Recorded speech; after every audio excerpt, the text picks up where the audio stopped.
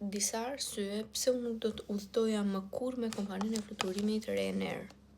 Kur shkova në Itali me gocat, biletat i pre me kompaninë Ryanair. Po e filloj me një gjë të mirë për këta ishte se nuk kishte vonesa, do me thënë në ato orar që kishim fluturimin, atëherë nisej dhe fluturimi, do me thënë neve kështu na qelloi. Nuk e din që se keni pasur ju të tjerët vonesa. E para ishte që punojësit ishin arrogante. Këtu tek aeroporti në Tiranë, ku shkuam ne, te check-ini nuk kishte asnjë njeri tjetër përveç ne të trejave. Ne ishim 3 shoqe, që unë nisim që nga Shqipëria. Dhe kur vajtëm aty te check-ini nuk ishte asnjë njeri tjetër dhe kemi hyrë direkt aty. Nuk bëm atë karavanin e gjatë që janë njerëzit në radhë, sepse s'kishte njerëz të tjerë. Edhe duke qenë se po nxitonim, edhe fut shoqja ime, përshëndeti, dhe kjo që i thot, po i thot e pa njërë kështu, duhet të kaloni që nga radha. Po aty s'ka njeri, tha shoqja ime, se po është dikush në radhë që po pret dhe ne nuk respektuam radhën, prandaj u futëm. Tha, duhet të kaloni, do futeni që ande. Okej, për momentin, tham që duhet ta kenë si rregull, që duhet të futemi patjetër që nga ajo idiotësia.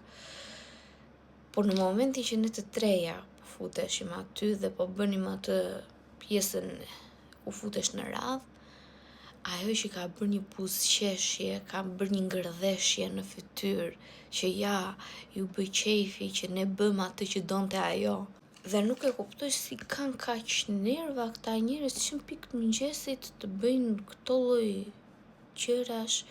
Do me thënë ishte ora 6:45 kur kemi vajtur ne. Një tjetër gjë që nuk më pëlqeu fare ishte që na ulën të ndara dhe shumë larg njëra tjetrës. Tani kur ne kemi për biletat, i kemi për të treja në të njëjtën kohë. Do me thënë, njëra nga shoqet tona i preu në të njëjtën kohë për të treja. Me që na ka ulur njëra në fillim, njëra në mes, njëra në fund.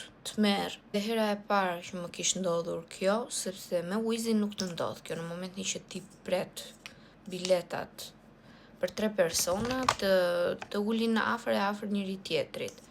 Pra mendo të kishim ndonjë udhëtim më të gjatë tani, ne prandaj jemi 3 shoqe dhe i presim biletat në të njëjtën kohë sepse duam të jemi bashkë.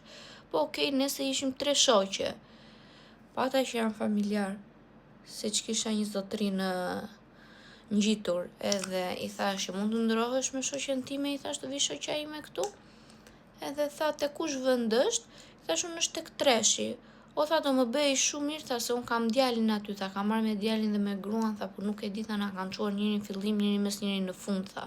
Të njëjtën gjë na kanë bërë dhe neve, i thash. Por ëmbëlsira është në punë fare. Kur jemi kthyer nga Italia, u kthyem nga aeroporti i Bolonjës. Dhe aty ishim në radhë për të futur te gate për të futur në avion. O zot, ishim vetëm ne të treja, të fundit.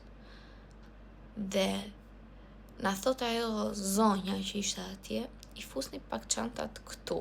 Thot, ju futet çanta apo jo? Tani, këto shoqet e mia me ato çanta që ishin çanta shpine. Me ato çanta që ishin udhëtuar në çdo vend me ato çanta. Nuk u kishin thënë absolutisht asgjë. Kur kanë futur çantën atje, nuk i futej çanta. Dhe këtyre 2 shoqeve të mia nuk u nxinte çantën që të futej atje te ajo gjëja. Okej, tha, kaloni atje do paguani 50 euro. O zot, na iku truri kokës. Mua tani ma nxinte. Futej çanta ime atje. Dhe shiko qa më tha nga inati, se nuk e di qa kishte o zot qa pati me ne, dhe më tha mua, unë kisha dhe atë çantën e kraut, këtu që ishte aq e vogël sa mande vetëm pasaportën dhe portofolin brenda, asnjë gjë tjetër. Dhe më tha mua, e pa që çantën time e nxinte dhe tha, edhe atë tha që ke këtu, tha, duhet ta fusësh këtu. Jo, i thash, ç'është kjo, i thash, unë kam portofolin dhe pasaportën këtu. Tha, po, tha, nëse edhe ti, tha, nuk e fut këtu, tha, nuk ta nxë çantën këtu brenda, tha, atëherë dhe ti do paguash 50 euro. Njëra nga shoqet e mia ma mori çantën time këtë që kisha hedhur kështu. Edhe tha, ma jep mua çantën tënde, tha që të kalosh ti të paktën, tha, pa paguar gjë.